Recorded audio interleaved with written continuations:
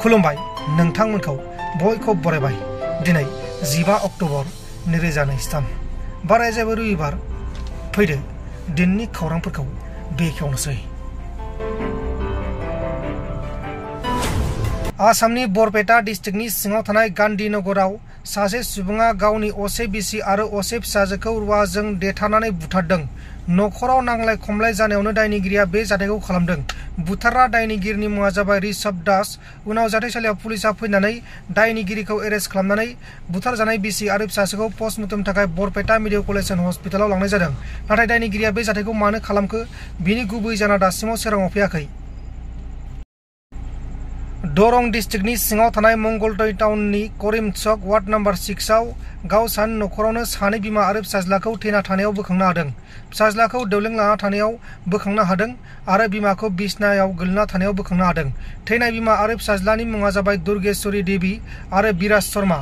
लकेलनि मानसिफोरा बुंनाय बायदिब्ला बिमा दुर्गेश्वरी देवीआ थांनाय दाननि सिगांनिफ्रायनो लोमजागासिनो दंमोन बा देहाया गाज्रि जानानै दंमोन आरो बेखौ बिनि फिसाज्ला बिराज शर्माया जोथोन लाबोगासिनो दंमोन आरो बिमाखौ गोबां अनोमोन। उनाव बिमाया थैनायनि जाहोनाव फिसाज्लाया दुखुखौ सहायनो हायियाव गावबो दौलें लानानै गावखौ फोजोबदों होननानै सन्देह खालामनाय जादों। दा बे जाथायनि सायाव दरं पुलिसा गावसोरनि खामानिखौ मावगासिनो दङ। मोनसे गिथाव बाथाव आरो गुमुर गैयै बुथारनाय जाथाय। करिमगन्ज डिस्ट्रिक्टनि सिङाव थानाय नयाबारियाव सासे आइजोआ गावनि रिटायार्ड जानाय एसएसपि फिसायखौ बुथारदों। जेब्ला गामिनि सासे सुबुङा बिसानि नखराव मोनसे खामानिनि थाखाय थांदोंमोन अब्लानो फिसायनि गोथै सहखौ थैजों बुंफबना थानायाव नुनानै पुलिसनो खौरां हरनायनि उनाव पुलिसा जाथायसालियाव फैनानै गोथै सहखौ बोखांनानै बिनि बिसिखौ एरेस्ट खालामनानै लांनाय जादों। नाथाय बिसिया गावनि फिसायखौ बुथाराखै होननानै पुलिसनि सिगाङाव बुंदों। नाथाय सोर बुथारखो बेखौ दासिमाव नायबिजिरनाय खामानिया सोलिगासिनो दङ। बुथारजानाय फिसायनि मुङा जाबाय अजय नाथ आरो बिसिनि मुङा जाबाय सुदीपा नाथ। दा बे जाथायनि सायाव गोथौयै नायबिजिरगासिनो दङ आरो दायनिगिरिया थाबैनो सोराङाव फैगोन होननानै पुलिसा रादाय होनाय जादों। दिल्लीनिफ्राय जायख्लं बर'नि गोथै सहखौ गुवाहाटीसिम लाबोनायाव एबसुआ आबुङै बिबान लाबाय। चिरां जिल्लानि बिजनी महकुमानि सिङाव थानाय मावजिपारा गामिनि थागिबि 26 बोसोर बैसोनि जायख्लं बर'आ गुबुन रायजोआव खामानि मावनो थाखाय थांदोंमोन। नाथाय गुबुन रायजोआवनो जिउ गोमानांगौ जाबाय। जायख्लं बर' बिथाङा नखरनि आंखालखौ रां रुफानि आंखालखौ सुस्रांनो थाखाय गुबुन रायजोआव खामानि नागिरनो थांदोंमोन। नाथाय बेहायनो बे जाथाया जादों। जोबोद दुखुनांथाव खोनानानै जोंबो माने गोबां दुखु मोनदों आरो जेनेबा न'नि जोंबो बिदानि जोंबो फिसाला फंबायनि माने फिसाला आं बिफानि फंबायनि फिसाला जों ओमफ्राय खोनानानै गोबां दुखु मोनदों। जोंबो माने खबर गैलियामोन आरो मोजां जेनेबा खोन्थालायनाय जायाखै जोंजोंबो बारा मोजांनो गाव थांनायखौ हाखु दाखु थांनाय जादों आरो जेनेबा गाव ओमफ्राय थांनानै दा गावनि हादाननि लोगो 3 नाम्बार हादाननि बे लोगोजों थांफादों जाहैबाय। थांफानानै दा गावसोर बोरै थांखो थांनानै 8 थारिखआव थांदों जाहैबाय आरो गावसोरो 8 थारिखआव थांबाय। थांनानै दाना बिदिनो थाङै माने होजोंथ' टाइमा एसे देर दिनसो लायो नालाय सहैनायाव हजोंहाय बे 1.5 दिनसो टाइमावहाय माने ओंखामबोथ' उखैयो जाहैबाय माबा मोनसे जानो थाखाय बिसोर ट्रेनावहाय माबा मोनसे जादों जानांगौ आरोखि। बिनि थाखायनो बिसोरो माने एसे फाग्ला बायदि निसा बुस्थु मोनजादों जाहैबाय। निसा बुस्थु मोनजानानै फाग्ला बायदि बिदिनो एसे जादों मानसिफ्रा बिदिनो गिग्रा संखिग्रा बिदि जादों जाहैबाय मानसिफ्रा। ओमफ्राय बिनि उनावहाय माने बिदि जाबाय नालाय अबेबा स्टेसनावनो बिसोर ओंखारहैबाय जाहैबाय आरो डाइरेक्ट जायगायाव दिल्लीयाव सहैयाखिसै बिसोरो। दिल्लीयाव सहैयावनो माने अबेबा ससे लामायावनो थाद'नानै ओंखारलांनानै थाहैबाय आरो ओमफ्राय बिनिफ्रायनो दा बिदिनो संखिलाबायग्रा जाबाय नालाय मानसिफ्रा गिनानै बिदिनो सासेया बे हादाननिया बियो माबायाव बासावनो बारसोमदों जाहैबाय हारसिंनो थैनोसै होननानै आंखौ बुथारनो नागिरदों मादों बिदिनो जानला मानला बुंलाबायग्रा जाबाय मानसिफ्रा। ओमफ्राय बिदि जाबाय नालाय उनावहाय एक्सिडेन्ट जानानै बेखौ हस्पिटालाव लांबाय निउ दिल्ली हस्पिटालाव अन्सारि नोगोर ना मामोन।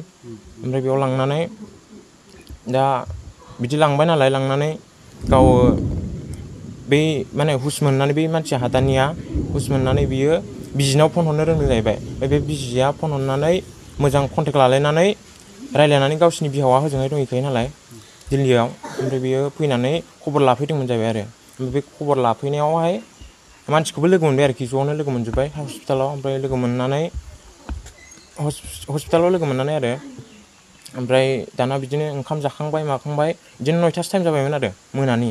ओमफ्राय 9थासो टाइमाव बिसोरो आखाइ सुनो होननानै बाहेरायाव ओंखारलांदों जाहैबाय आरो जायख्लं बर'आ ओरैनो नामखौ बब्राबो होनोमोन न'आवहाय ओरैनो। ओमफ्राय ओमफ्राय बिदिनो दाना आखाइ सुनो होननानै थांनायाव 9टासो टाइमावहाय थांबाय बिदिनो नागिरबाबो मोनाखिसै मानसिखौ औ हस्पिटालावनो गोमाबाय आरो ओमफ्राय नागिरबाबो मोनाखिसै बिदिनो मोनासै आरो नागिरबाबो ओमफ्राय नागिरबाबो मोनाखिसै नालाय अखानायैहाय बिदिनो बिसोरो बुंबाय जोंनि सिगाङावथ' खोन्थाहरासै गावसोरो न'नि मानसिया जोंनिया थानाय गायग्राया जोंनि सिगाङाव जेबो फोरमायहरासै ओमफ्राय अखानायै फुङावहाय फन हरबाय जोङो फन हरनायाव गैलालै मानसियानो गोमाबायसो होनना बुंबाय हाब गोमाबाय माबोरै गोमाखो नोंसोरजों थानायालाय होनना बुंबाय जों ओमफ्राय गोमाबाय नालाय ओमफ्राय बिदिनो फन हरै जोंबो गोसोखौ मोजां मोनासै दुखु मोनबाय बिरादनो माबोरै बिदि जाखो माखो होननानै बिराद सानबाय जोंबो मोनायाव फन हरनायाव जोङो मोनबाय होनलायनायखाय जेनेबा गोसोखौ गोजोन मोनबायमोन जोंबो न'खरनि हिसाबै जोंबो बाय बाहागिनि फिसाला गरिब गोजा गासिबो थाखा फैसा गैयि